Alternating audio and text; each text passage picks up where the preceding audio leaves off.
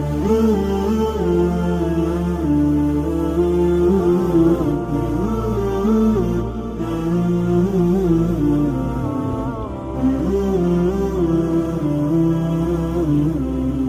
الله الرحمن الرحيم. کتێبخانەی دەنجی ڕۆشنایی. ناوی کتێب باڵاپۆشی ئافرەتی موسڵمان. نووسینی نەوا محەممەد سعید. چاپکردنی نووسینگەی تەفسیر. دیزاین جومعە سەدیق کاکە. خەتی بەرگ نەوزاد کۆیی. چاپی نوێم ژماری لاپەڕە 143 لاپەڕ. خوێندنەوەی محەممەد کۆیی. کارە دەنجەکان هاوکار محەممەد حەسەن.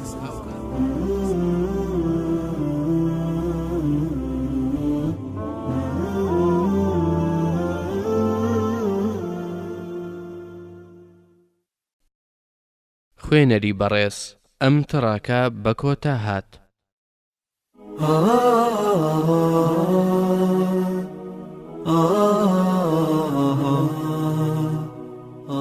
وتەیەکی زۆر پێویست. لاپەڕە 6. إن الحمد لله نحمده ونستعينه ونستغفره ونعوذ بالله من شرور أنفسنا ومن سيئات أعمالنا من يهده الله فلا مضل له ومن يضلل فلا هادي له وأشهد أن لا إله إلا الله وحده لا شريك له وأن محمدا عبده ورسوله.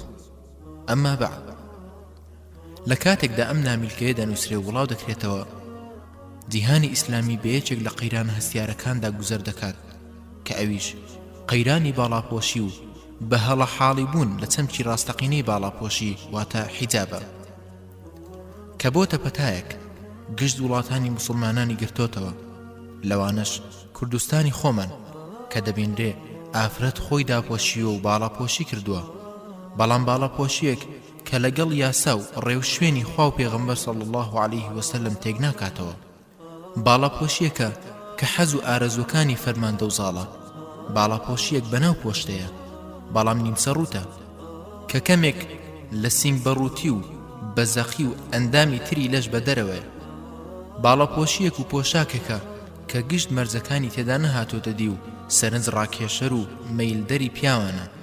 دیارە خەڵک بەگشتی و ئافرەتان لە چەمک و تێگەیشتنی باڵاپۆشی بە هەڵە و خوار و خێچی حاڵین.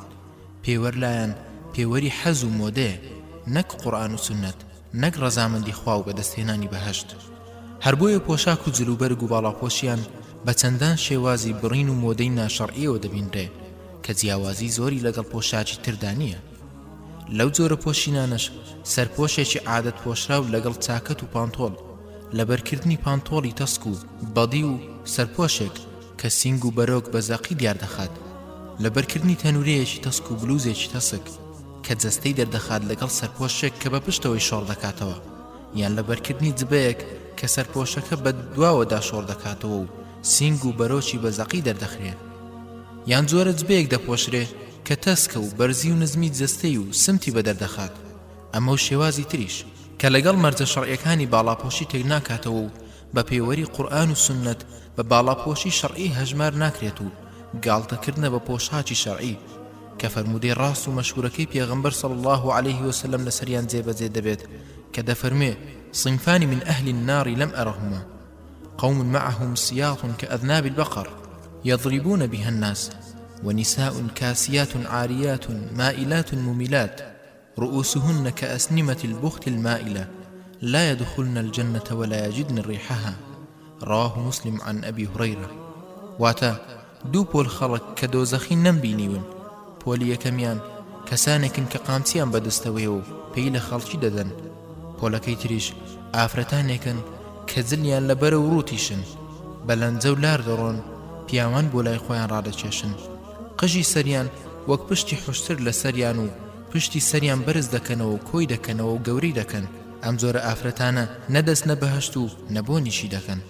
کەواتە بە پێ ئەم فەرمودەیە مائیلات و ممیلات بەلەنجە و لار دەڕۆن و سەرنجی پیاوان بۆ لای خۆیان ڕادەکێشن، ئەو ئافرەتە باڵاپۆشانەش دەگرێتەوە کە خۆیان نمایش دەکەن، گوایە عەرض الئەزیائی باڵاپۆشی دەکەن. لە بەردەم پیاوی بێگانە و بەخشکردنی لە کەناڵە ئاسمانیەکان ئەو ئافرەتە بەناو باڵاپۆش و ئەوانەی سەرپەرشتیان دەکەن با بزانن وەبەر ئەم فەرمودەیە دەکەون کە دەفەرمێ نەدەستنە بەهەشت و نەبوونیشی دەکەن. دەبا ئەوانە گەڕاز دەکەن ئیماندارن با لەخوا بترسن و پەشیمان ببنەوە، داوای لێخۆشبن لەخوا بکەن لەسەر ئەم گوناهە گەورەیە. ئەو شێوازانەی کە باسکران گشتی تێنەگەیشتن و سنوور بەزاندنی یاسای خوایە و لاڕێبوونە لە چەمک و مەفهومی ڕاستەقینەی باڵاپۆشی کە بریتیە لە داپۆشینی هەموو جەستە بە قوماشێکی فراوان هەر لە تۆقی سەرەوە تا پێیەکان بەبێ دەرکەوتنی هیچ بەشێک لە ئەندامی جەستەی ئافرەت جگە لە دەموچاوی و هەردوو دەستی بەبێ مەکیاجکردن. جا بۆ ئەوی خوشکان و دایکان و مسلمانان بەگشتی لە حەقیقەت و مێژوو پێناسە و بەڵگەی فەرزی باڵاپۆشی شارەزابن و پڕزانست بن ئەم نامیلکەیان دەخەینە بەردەست تا بۆ ڕۆشنبینی و بەرچاوڕوونیەوە کە تەلۆکی پۆشاکی ڕاستەقینی ئافرەتان لە ژیانی ڕۆژانەدا لە کاتی چوونە دەرەوە وەک ئەرکێکی خوایی جێبەجێ بکرێ و بناسرێت. بۆ زانینی هەمووان لەم چاپەی ئەمجارە بۆ ئەوی ئافرەتان زیاتر لە مەسەلەی باڵاپۆشی شەرعی شارەزابن بە باشم زانی وێنەی باڵاپۆشی شەرعی و ناشەرعی لەگەڵ ڕوونکردنەوەی دەقەکان بخەمەڕوو. دیارە بە وێنە کاریگەری زیاتری دەبێت و بیان و ناهێڵێ.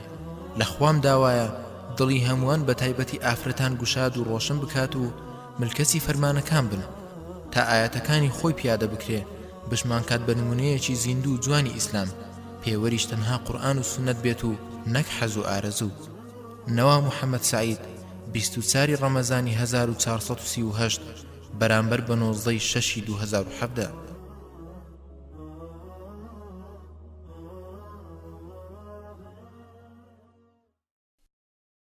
خوێنەری بەڕێز ئەم تڕاکە بە کۆتا هات.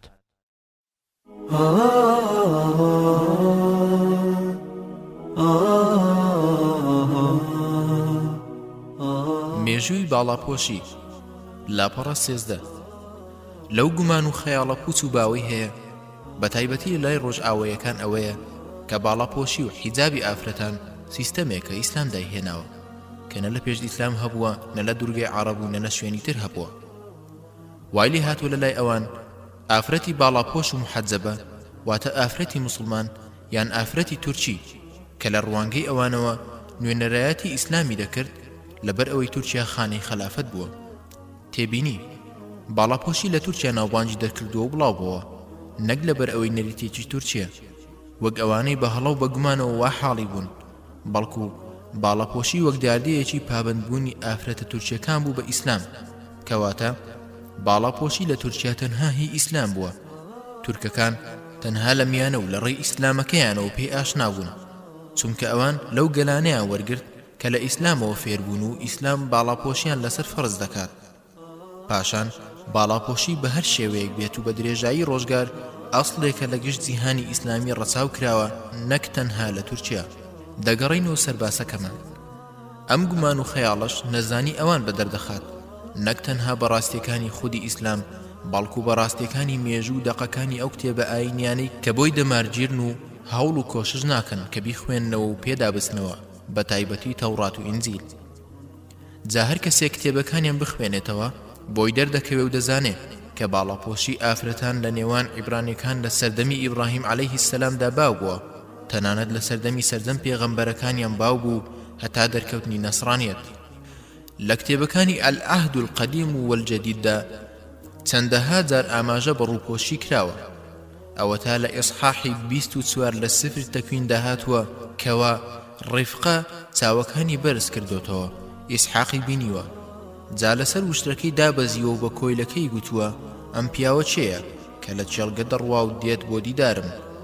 کۆیلەکە گوتی ئەوە گەورەمە. جا ئەویش بە پەچە ڕووی خۆی داپۆشی. هەروە لە ئیصحاحی 38 لە سفر تەکوین داهاتوە کە ثامار ڕۆیشت و لە ماڵی باوکی دانیشت. جا کەماوەیەکی درێژی خایند پۆشاکی بێوەژنی داکەند و ڕووی بە پەچە داپۆشی و خۆی پێچایەوە. لە ئیصحاحی سێم لە سفر ئەشعیا هاتووە کە خوا سزای کچانی صهیۆن دەدات لەسەر خۆ بە دەرخستنیان بە ڕازاوەی و شانازیکردنیان بە خڕنگە و زرنگەی پاوان واتە خڵخاڵەکانیان. هەروەها لە بۆلس لە نامەکەی کۆرنثوس یەکەم دەڵێ ڕووپۆش واتە نیقاب بۆ ئافرەت شەڕەفە. ئافرەت لەلای ئەوان کاتێ بگەیشت بە پیاوی بێگانە پەچەی دەپۆشی. کڵێسا لە سەدەکانی ناوەڕاستدا لایەکی بۆ ئافرەتان تایبەت دەکرد تاوەکو تێکەڵ بە پیاوە نەبن. ڕۆژگارێکیش کڵێسەی ئەرثۆدۆکسی بڕیاری بێبەشکردنی ئافرەتیدا کە مافی لە کۆمەڵگادا هەبێت، جا لەسەری یاساغ واتە مەنع کرد کە ئامادەی کۆڕ و کۆبوونەوە و داوەتی نانخواردن ببێت. باڵاپۆشی لەسەر پێویست کرد بە بێدەنجی و بە ئارامیەوە، هەروە بڕیاریدا کە ئافرەت هیچی بۆ نییە، تەنها بەرفەرمانی مێردی بێ و کاری ڕستن و چنین بکات و چێژ دروست بکات. ئەگەر لە ماڵیش دەرچوو دەبێ خۆی دابپۆشێ هەر لە تۆقی سەریەوە تا پەنجەی پێیەکانی.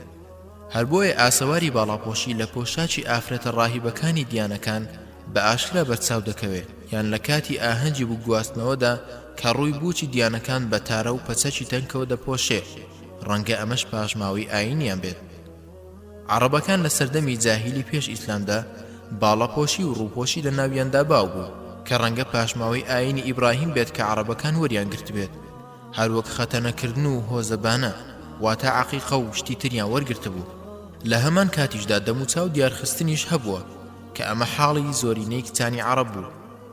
هەروەها چەندەها شێوازی جۆرا و جۆری خۆ دەرخستنی ئافرەتان بە ڕازاوایی واتە تەبەڕوجیان تێدا بڵاو بووە، وەک خوای گەورە باسی کردووە کەوا تەبەڕوج الجاهلیەة الأولایە کە دەفەرمێ وقرن في بيوتكن ولا تبرجن تبرج الجاهلية الأولى، واتە وەک دەورانی زەمانی پێشوو جوانی و ڕازاوەیی خۆتان نیشان مەدەن. ئەو کات ئافرەتان پۆشاکێکی مرواریداریان دەپۆشی بە ناوەڕاستی ڕێگادا دەڕۆیشتن و خۆیان بۆ پیاوە نمایش دەکرد. هەروە پۆشاک و کاڵای ئافرەتانی سەردەمی جاهیلی تەنک و شاش و بریسکەدار بووە. هەروەها پۆشاکێکیان هەبوو کە پێی گوتراوە ئەددەثار واتە داپۆشەر، کە باڵاپۆشیەک بۆ گشت جەستەی داگرتووە کە ئافرەتە تا ناوەڕاستی دەیبەست و نیوەکەی تری شۆڕ دەکردەوە.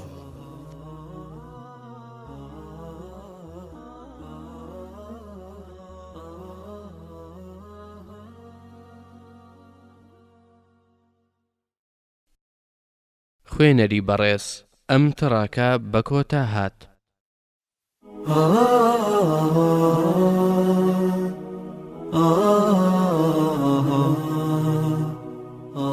بەڵگەی فەرزی باڵاپۆشی لاپەڕە 18. لەم ڕۆژگاری ئێستادا کەسانێک پەیدا بوون بە مەبەستی گومان دروستکردن نکۆڵی لەوە دەکەن کە لە قورئاندا دەقێک هەبێ باز لە باڵاپۆشی بکات، یان بەو زاراوەی خۆیان کە دەڵێن دەق نەهاتووە باز لە حیجاب بکات کە ئافرەت خۆی دابپۆشێ.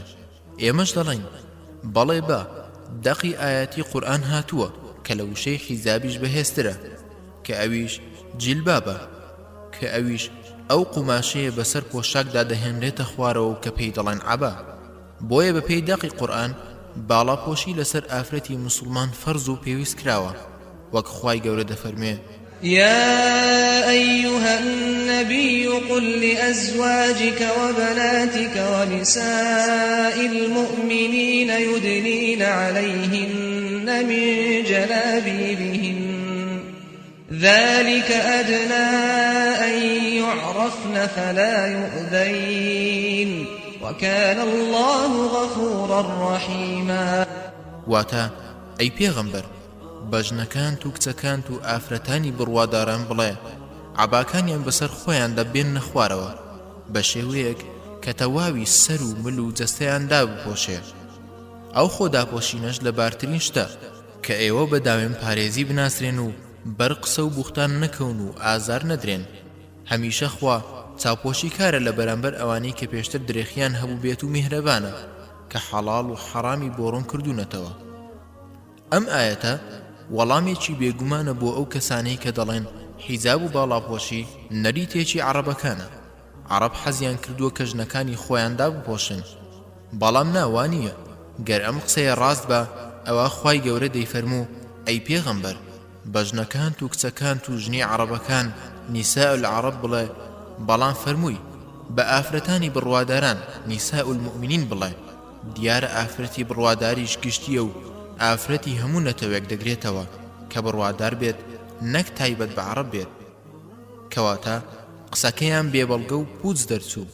هەر لێرەوە دەمەوێت ئەو بوختان و گومانانە لەسەر دایکی خۆشەویستمان خاتووە عایشە ڕەزای خوای لێبێ بڕەوێنمەوە کە کەسانی وا هەن شیعە ئاسا بوختانی بۆ دەکەن گوایە خاتو عائیشە لە جەنجی ئەلجەمەلدا سەری دانەپۆشیوە لێیان پرسیوە بۆچی سەرت دانەپۆشیوە ئەویش گوتوویەتی ئەمە بۆ کاتێکی دیاریکراو بوو لە ڕاستیدا ئەم جێڕانەوەیە بوختانە و هیچ ئەسڵ و ئەساسێکی نییە هیچ ئەسڵ و بنەمایەکی نییە و هەڵبەستراوە لە هیچ سەرچاوەیەکی باوەڕپێکرا و ڕاستدا ئەم جێڕانەوەیە نابینین ئەوانش کە دەڵێن لە قورئاندا بە هیچ شێوەیەک نەهاتووە بڵێ ئافرەت سەری داوپۆشێ بەڕاستی ئەم قسەیەکی بێمانەیە و نیشانەی نەزانینی خاوەن قسەکەیە و نیشانەی شارەزانەبوونیەتی بە ئاەتەکانی قورئان و نەبوونی زانستە لەمبارەیەوە جا بۆ ئەوەی ئەو کەسانە شارەزا بکەین و ئاشنایان بکەین کە بەڵێ لە قورئاندا کە فەرمان بە ئافرەتان دەکات سەر و سینگ و بەرۆچیان دابپۆشن ئەدی ئەوە نیە خوای گەورە دەفەرمێ وقل للمؤمنات يغضضن من أبصارهن ويحفظن فروجهن ولا يبدين زينتهن إلا ما ظهر منها وليضربن بخمرهن على جيوبهن بأفرة برواداركان بڵێ با چاویان دانەوێن و داوێنی خۆیان بپارێزن و جوانی و ڕازاوی خۆیان وە دەرنەخەن مەگەر ئەوانەی دەردەکەون واتە دەست و دەم و چاو بالەچک و سەرپۆشەکانیان بدەن بەسەر سینجیان تا گەردن و سینگ و بەرۆچیان دەرنەکەوێ کەواتە دەرکەوت خوای گەورە لە قورئاندا فەرمانی بە ئافرەت کردووە سەر و سینەی دابپۆشێ بەڵام جەیداخە زۆر لە ئافرەتە مسڵمانەکانی ئێستا سینە و یەخە و بەرۆچیان بەڕەڵا دەکەن و سەرپۆشەکانیان لە ملیان دەبەستن و بە پشتەوەیان شۆڕ دەکەنەوە سینجیان بە دەرپەڕیوی و زەقی بەدەردەکەوێ کە چاوی پیاوانی بۆڕا دەچێشێ دەمەوێت ئافرەتان بەوە ئاگادار بکەم کە سینگ و بەرۆچیان شوێنێکی زۆر حەساس و هەستیارە کە پیاوان وا لێ دەکات سەرنجیان بۆی ڕابکشێ هەر بۆیەش خوای گەورە فەرمانی کردو بە داپۆشینی دیارە لەم ئاەتەدا وەلیەضریبن بخمورهن على جیوبهن وشەی خمر کۆی ئەلخیمارە وشەی ئەلخیماریش لە زمانەوانی داواتە تەنها سەرداپۆشین وەک شێخ محەممەد ناسڕەدین الئەلبانی گوتوویەتی سۆراغی گوتە و قسەکانی زانە پێشین و پاشینەکانم کرد لە هەموو پسپۆریەکاندا بینیم ئەوان هەمویان کۆڕان لەسەر ئەوەی کە ئەلخیمار بریتیە لەسەر پۆش لە فەرمودەی پێغەمبەر صلى الله عليه وسلم دا هاتووە کە أن أسماء بنت أبي بكر دخلت على رسول الله صلى الله عليه وسلم وعليها ثياب رقاق فأعرض عنها وقال يا أسماء إن المرأة إذا بلغت المحيض لم تصلح أن يرى منها إلا هذا وهذا وأشار إلى وجهه وكفيه واتا أسماء كتي أبو بكر سوى مالي بيغمبر صلى الله عليه وسلم كبوشاكي تنشي بوشيبو بيغمبر صلى الله عليه وسلم يشبشتي تيكردو فرموي أسماء ئافرەت گەرخوێنی بێنوێژی بینی گەربلوغی بوو بۆی دروست نییە جگە لەمە و لەمەی دەربکەوێ ئاماژەی بۆ دەست و دەم و چاوی کرد جا لەم بڕیارانەی خوا و پێغەمبەر صلی الله عليه وسلم دەرکەوت کە باڵاپۆشی و خۆداپۆشین فەرزە لەسەر هەر ئافرەتێک کە بلوغی بوو بێ و شایەتمان بێنێ و نوێژەکان ئەنجام بدا و ئەرکەکانی ئیسلام پیادە بکە جا ئەم دوو ئاەتە و فەرمودەی پێغەمبەر صلی الله عليه وسلم دەربارەی باڵاپۆشی بیان و بڕی ئەوانەیە کە داوای بەڵگەی فەرزیەتی باڵاپۆشی دەکەن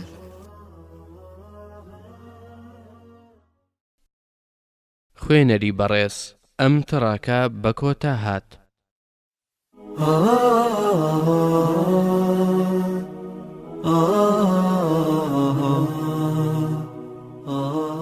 پێناسەی باڵاپۆشی لاپەڕە 25 ابن العربی المالکی لە تەفسیری فەرمایشتی خوای گەورە یودنین عەلەیهن من جەلابیبهن گوتوویەتی خەڵک دەربارەی جیلباب لەسەر چەند بێژە و لەفزێکی لێک نزیک جیاڕان بەڵام ئەوەی جێی متمانە و پشتبێبەستنە ئەوەیە کە جیلباب ئەو پۆشاکەیە جەستەدا دەپۆشێ دەکرێت شێوازی جیلباب بە پوختی پێناسە بکەین و بڵێین بریتیە لە پۆشاکێکی پان و فراوان کە لەسەر جل و بەرجی ئافرەت لەبەر دەکرێت کە هەر لە تۆقی سەریەوە تا پێیەکانی دادەپۆشێ کەواتە جلباب بەپی ئەم پێناسەیە بەو عەبایە دەچێت کە لە ناو ئافرەتانی عێراق باو بووە و ئێستاش هەندێکی دەیپۆشن کە ئافرەت لەسەر جل و پۆشاچیەوە خۆی پێوەردەپێچێ و خۆی پێدا دەپۆشێ.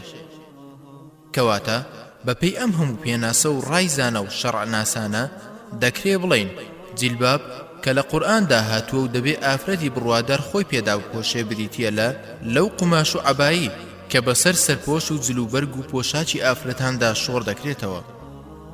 لەبەر ئەوە پێویستە ئافرەتی بڕوادار لەوە تێبگات کە عەبا پۆشین وەک لە ئاەتەکەدا هاتووە یودنین عەلەیهن من جەلابیبیهن فەرمانێک و بڕیارێکی خوایە.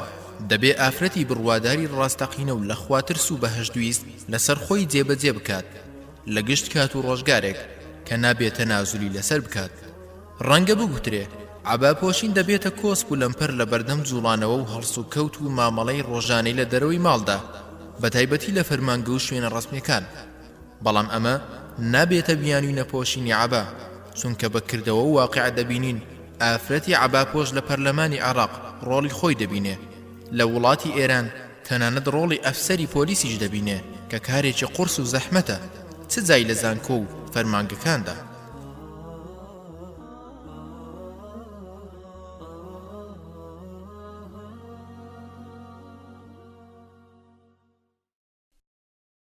خوێنەری بەڕێز ئەم تڕاکە بە کۆتا هات.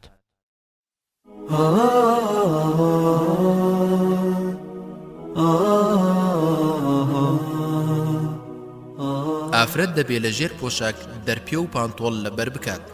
لاپەڕە 29. دیارە ئافرەتی موسڵمان کە جلوبەرجی حشمەت و داوێن پاچی دەپۆشێ پێویستە لە ژێر جلەکەی دەرپێ و پانتۆڵ لەبەر بکات، چونکە ئافرەت پۆشتەتر دەکات و لە کاتی خلیسکان و سواربوونی ئۆتۆمبیلدا قاچ و عەوڕەتی لە دەرکەوتن دەپارێزێ. بەڵام دەبێ پۆشاک و جلەکە پانتۆڵەکە دابپۆشێ و پانتۆڵەکە دیار نەبێ. وەک دەردەکەوێ هەندێ ئافرەتی باڵاپۆش پانتۆڵ لە ژێر جلەکەیان لەبەر دەکەن، بەڵام چەند قۆبچەیەکی پۆشاکەکەیان دەکەنەوە، بەمەش پانتۆڵەکە بە دیار دەکەوێ و دەبێتە مایی جێی نەزەری پیاوان کە ئەمەش جایز نییە. جا لەم بارەوە فەرمودەی پێغەمبەر صلی الله عليه وسلم هاتووە ئەوەتە ئەبوو هوڕەیرە ڕەزای خوای لێبێت گوتوویەتی پێغەمبەر صلی الله عليه وسلم فەرموویەتی رحم الله المتسرولات من النساء، واتە خوا ڕەحم و بەزەیی بەو ئافرەتانە بکات کە دەرپێ و پانتۆڵ لە ژێر پۆشاچیان لەبەر دەکەن.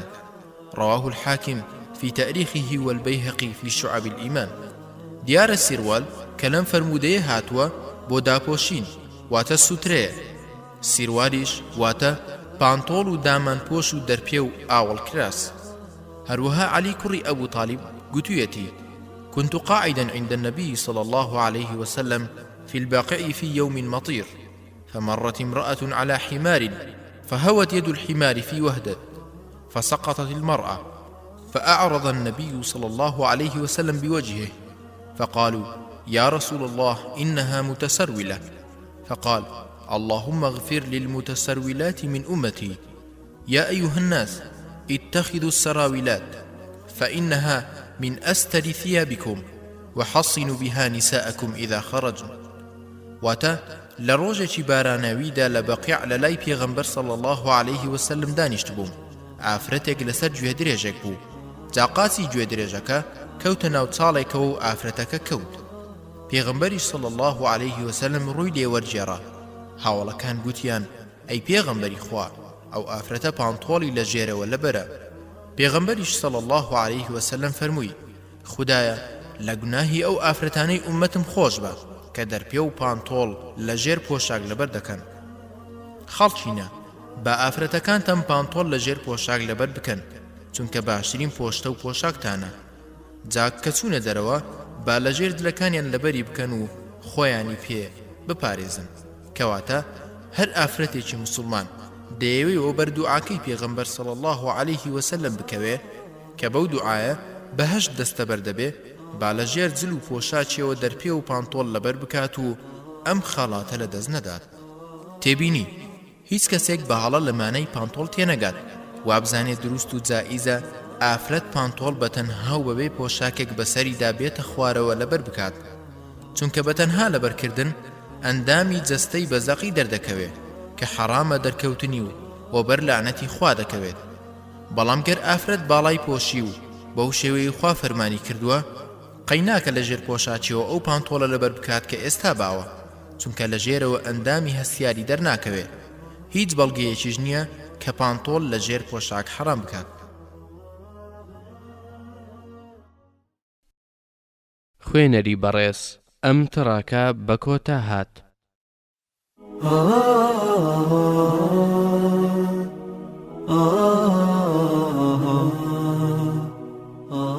باڵاپۆشی بۆچی؟ لاپەڕە 33. حکمت و فەلسەفەی باڵاپۆشی دەکرێت بە پوختی چڕ بکەینەوە.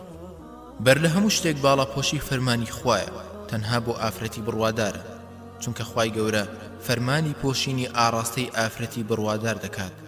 دەفەرموێت وەقل للمؤمنات یان وەنیساء المؤمنین، کەواتە خوای گەورە چ بڕیار و فەرمانێک بدات پێویستە ئافرەتی بڕوادار مادام بڕوای بەخوا و پێغەمبەر و ڕۆژی دوایی هەیە و دەزانێ خوای بەخشندە بەرژەوەندی بەندەکانی دەوێ بەبێ زانینی حکمت و هۆکارەکەی لەسەر خۆی پیادە بکات و جێبەجێ بکات، وەک ئافرەتە سەحابیەکان ملکەز بێ و باڵاپۆشی شەرعی بکات. خوای گەورە دەفەرمێت وما كان لمؤمن ولا مؤمنة إذا قضى الله ورسوله أمرا أن يكون لهم الخيرة من أمرهم. واتە ئەگەر خوا و پێغەمبەرەکەی صلی الله عليه وسلم فەرمانیان بە هەر کارێکدا هیچ پیاوێک و هیچ ژنێکی خاوەن باوەڕ بۆیان نێڕەتی کەنەوە و پەسەندی نەکەن، لەبەر ئەوە دەبێ بزانرێ کە باڵاپۆشی بە ئیمانەوە بەند و پەیوەستە. ئەوەتە چەند ئافرەتێکی بەنی تەمیم دەچنە ماڵی عائیشەی دایکی بڕواداران، پۆشاچێکی تەنچیان لەبەر بووە. خاتو عائیشەش پێی گوتون إن كنتن مؤمنات فليس هذا بلباس المؤمنات وإن كنتن غير مؤمنات فتمتعن به. واتە ئەگەر ئێوە ئافرەتی بڕوادارن ئەم پۆشاکە پۆشاکی ئافرەتی بڕوادار نییە، جاگەر ئێوەش بڕوادار نین لەبەری کەن و پێی ڕابوێرن. ئافرەتێکی تازە بوو کچوە لای خاتو عایشە ڕەزای خوای لێبێ و سەرپۆشێکی قیبطی ڕەنگ زەردی پۆشی بوو.